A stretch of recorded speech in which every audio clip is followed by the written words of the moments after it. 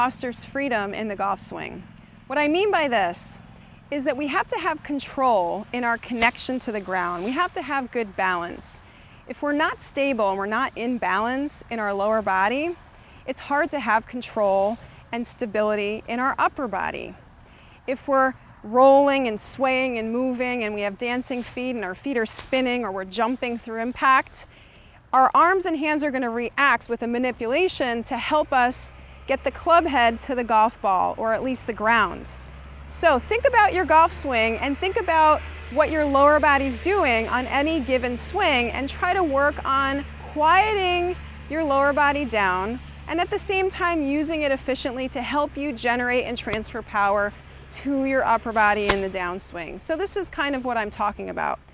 I want you to take a couple of alignment rods and stand on them so your feet are square towards the golf ball. You're not flared way out, okay? And I want you to feel as you're halfway across them so you can roll right and left.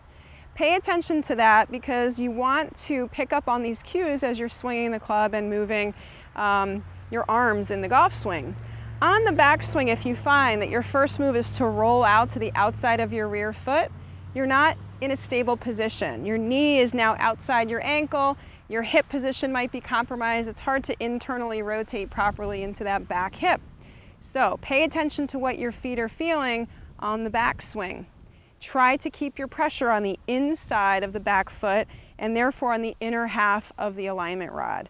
So if you can do that and brace against that back leg properly and foot, now you're stable and you won't come undone, over rotate, over swing, and things of that nature. So we want to avoid those breakdowns and manipulations in our backswing. Similarly on the downswing, we want to avoid an urge to spin out or jump or move the front foot because this should be our pivot post.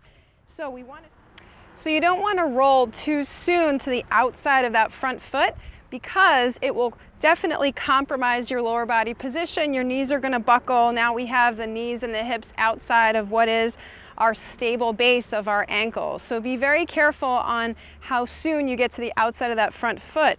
Leading into impact, we want to actually stay bracing against the inside of that front foot, make that forward leg really engage, and therefore you can actually have more leverage to rotate the upper body in a free way and the arms through impact. So I challenge you to work with either one rod at a time or both rods together in this drill so that you can improve your lower body mechanics, which again are going to give way to more freedom and control in the upper body. So you're not fighting against yourself, as we would say here. So don't get in your own way. Learn to improve what your legs are doing and your connection to the ground with your feet all the way down, and I know that it's going to help you develop your true swing.